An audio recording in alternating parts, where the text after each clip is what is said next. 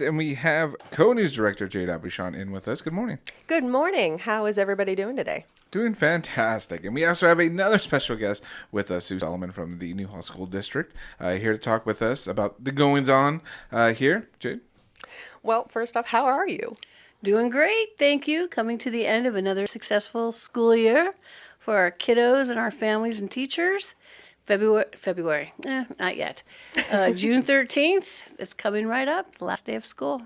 You're getting there. And so the Newhall School District, that's one of our elementary school districts. So we're not talking about, teenagers walking down in caps and gowns. What does your end of year celebrations look like at the Newhall School District?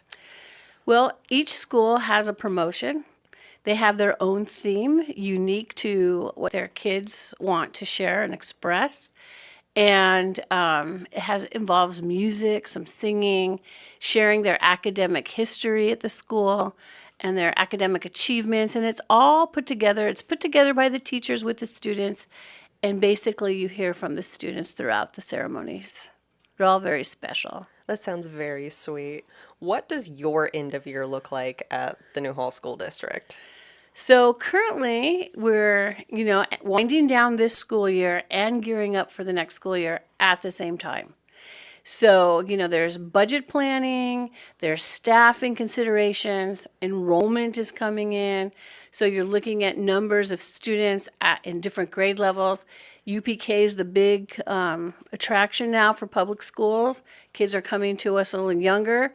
So we have a very large size UPK enrollment coming in for this next school year. So we're going to have to expand our buildings a little bit to accommodate the growth in that area. That's very exciting. It is very exciting. We keep hearing all this news about public schools are downsizing, so hearing that you're expanding is a bit different. Well, it's expanding just, within the schools we have. Mm-hmm. I mean, we have schools on tap to come in when new development and the amount of students needed from that new development, like in the 5 Point area, has to have additional 500 students to trigger a new school. But this is, these schools were built in a different time period, so you need to have UPK classrooms that have accessibility to bathrooms and sinks and things of that nature. So we're looking into all the internal infrastructure. Well, that's very cool. So I know everybody always talks about, teachers get the summer off. So that's not how that is for you guys. You spend a lot of time planning. Everybody spends a lot of facilities, teachers, administrators. Education is a 12-month year occupation. And for teachers, since you asked about them in particular, they're looking at, if they're going to be in the same grade level next year. They're having planning meetings. They talk about, articulation for students, if you're going in from 3rd grade to 4th grade, they have their meetings about where students are in their learning. And then we have professional developments over the summer for our staff, our teachers. So it's a continuous, the Newhall School District itself never rests on its laurels. It's constantly moving to improve student learning. What are some of your particular plans, or I should say goals, for the next year? Well, so, we have a high focus on instruction, and we've had a high focus on math over these last couple of years. And so we worked with a thought partner called Arenda on a high level of focus on instruction and student learning. And the outcome of that is that we have aligned all of our schools in instruction in every grade level in terms of what the standards are being taught and assessments. And so what that means is for children who are English language learners, children who are English only, there'll be way less and hopefully no gaps in equitability in the instruction they're receiving and learning. They'll all be assessed in the same way. So everybody always looks at learning gaps between English only students and English language learners, and this is intended to close that gap. And so we've been working on this for a couple of years, and we have seen incremental improvement in grade levels across the district. So this coming year, we're going to be really focusing on English language arts, and so that's reading and writing, and that integrates and spills into other subject matter. So Oh, absolutely. You know, I'm one of those people where I've always been into reading and writing, and now my job is all reading and writing. So, hey, you know, it does pay off eventually. Well, you need to be able to read and write. So everybody needs those skills, and you have to do math. You do have to do math. Unfortunately, your phone, the pocket Right. calculator can't replace everything. It can do a lot. You can do a lot. But the other part of our school district that's big is the curriculum in the arts. We have a very comprehensive arts master plan that we follow, and every grade level gets a different access to art. You know, the visual arts, performing arts, dance. It's in theater integrated with science. And so the arts are core to our curriculum in the Newhall School District. That is excellent to hear. Now, considering everything that is happening at the federal level, is there any concern as to how that may impact your plans in the future if, say, worst case scenario, the potential plans to dismantle the U.S. Department of Education happens? Would that impact you in any way, or do you know? Well, everything the federal government does, whether it's education or not, impacts our states, which impacts our local government. And so, yes, in terms of like funding for special needs kids, that's an issue. In terms of funding for rural area school districts, that's an issue.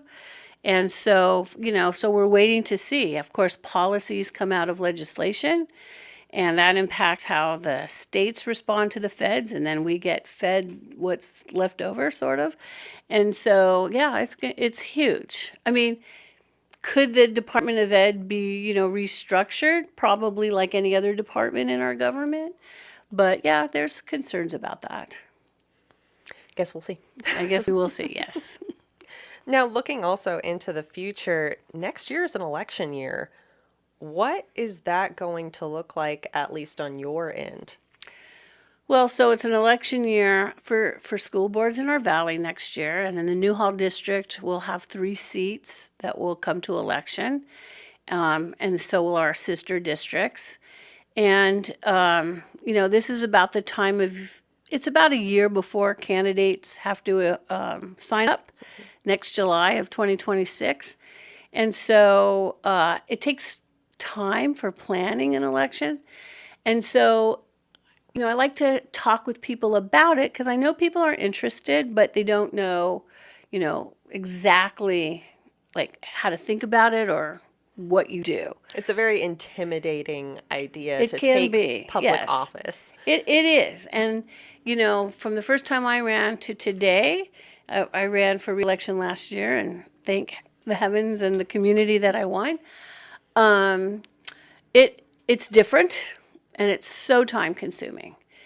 But if you're a parent or a community member that's interested in running for school board, one of the things that everybody needs to decide is, because we all start with the seed of what happens to especially parents at their kids' schools, like, this doesn't feel right to me.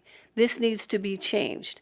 And you're working at your school to help solve or change something, and you're working with your district, that's great. But when you are wanting for school board, you have to be able to be an advocate for all the schools in the district. And I had a former parent at Old Orchard, she's still a community member here, who was on the school board at the time.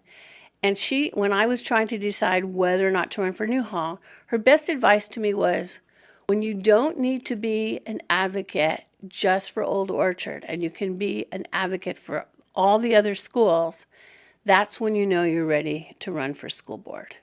So that's how I made that determination, because when I was a parent at Orchard, we were going through some time with the district. They were putting us on multi-track year-round, and we didn't have the numbers that really made that to be successful, and we fought it.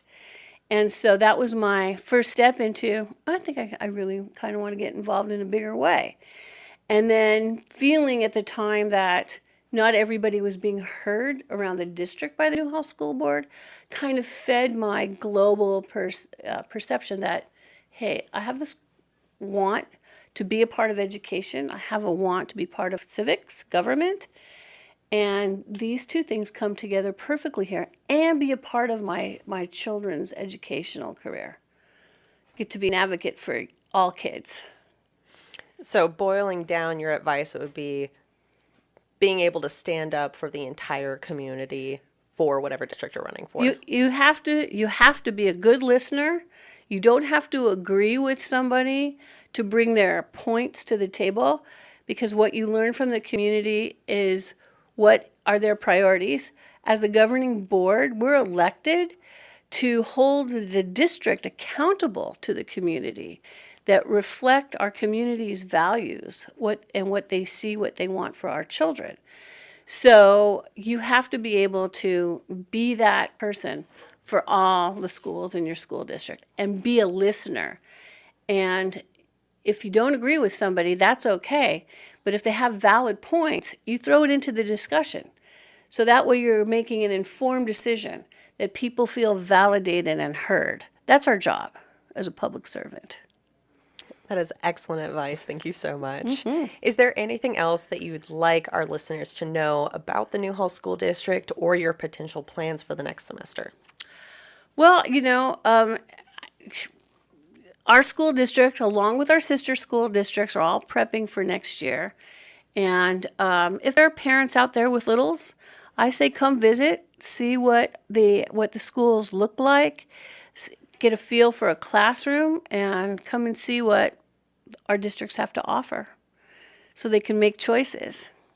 Perfect. Thank you so much. All right. This was Sue Solomon of the Newhall School District joining KHTS for our morning show. Thank you so much for joining us and sharing us your insight. Oh, you're more than welcome.